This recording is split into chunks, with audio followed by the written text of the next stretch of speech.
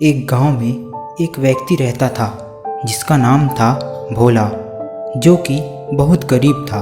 भोला हर वक्त अपनी ज़िंदगी के बारे में सोचा करता था कि वह कब अमीर बन पाएगा, कैसे उसकी गरीबी दूर हो पाएगी। एक बार उसके पड़ोस के गांव में एक संत महाराज आए हुए थे, जो कि हर किसी के सवालों का जवाब दे रहे थे।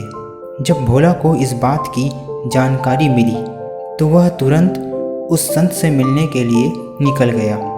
भोला जंगल के रास्ते से जा रहा था तो अंधेरा हो चुका था। जंगल के थोड़ा आगे उसे एक घर दिखाई दिया जो कि बहुत बड़ा था। भोला ने वहीं रात गुजारने के लिए उस घर के मालिक से इजाज़त ले ली। उस घर के मालिक ने भोला को वहाँ रात गुजारने की इजाज़त दे दी।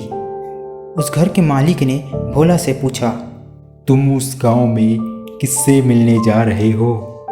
भोला ने कहा, मैं एक संत महाराज से अपने कुछ सवालों के जवाब पूछने जा रहा हूँ। ये सुनने के बाद घर के मालिक ने भोला से कहा, तुम उन महाराज से मेरा भी एक सवाल पूछ लेना।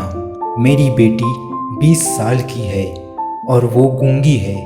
तुम उनसे पूछना कि वो कब बोलना शुरू करेगी। भोला ने घर के मालिक से हाँ कहा और अगली सुबह वो वहाँ से निकल गया। रास्ते में उसे एक बूढ़ा जादूगर मिला जिसके हाथ में जादू की एक छड़ी थी। उसने भी भोला से पूछा कि तुम कहाँ जा रहे हो। भोला ने उसे भी बताया कि वह दूसरे गांव के संत के पास अपने सवालों का जवाब जानने जा रहा है। ये सुनकर जादूगर ने भी एक सवाल पूछने को कहा, तुम उनसे पूछना कि मैं कब स्वर्ग जाऊंगा। भोला ने उससे हाँ कहा और वहाँ से आगे गया। थोड़ी दूर जाने के बाद भोला को रास्ते में एक बड़ा सा कछुआ मिला। अब कछुए ने भी उससे पूछा कि तुम कहाँ जा रहे हो।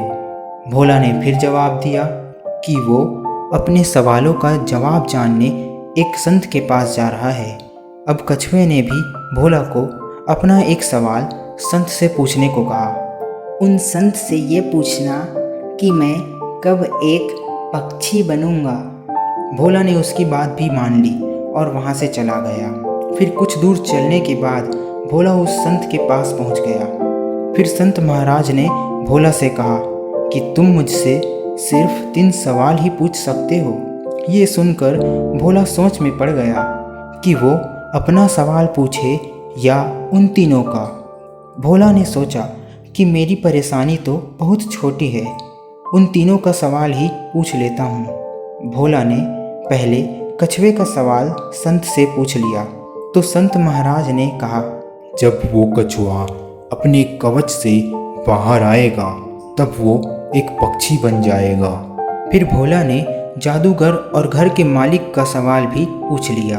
फिर इस पर संत बोले, जब वह बूढ़ा जादूगर अपनी छड़ी किसी दूसरे व्यक्ति को दे देगा तब वह स्वर्ग में चला जाएगा और जब उस व्यक्ति के बेटी को उसका जीवन साथी मिलेगा तो वह बोलना शुरू कर देगी। भोला उन तीनों के सवालों का जवाब लेकर वापस आने लगा। फिर वह उसी जगह पर कछुए से मिला, उसे उसका जवाब दिया। फिर कछुए ने जैसे ही अपना कवच छोड़ा वो एक पक्षी बनकर उड़ गया। कछुए के कवच से बहुत सारे कीमती मोती निकल गए जो भोला को मिले। अब भोला उस जादूगर के पास पहुंचा। उसने उसे भी उसका जवाब दे दिया।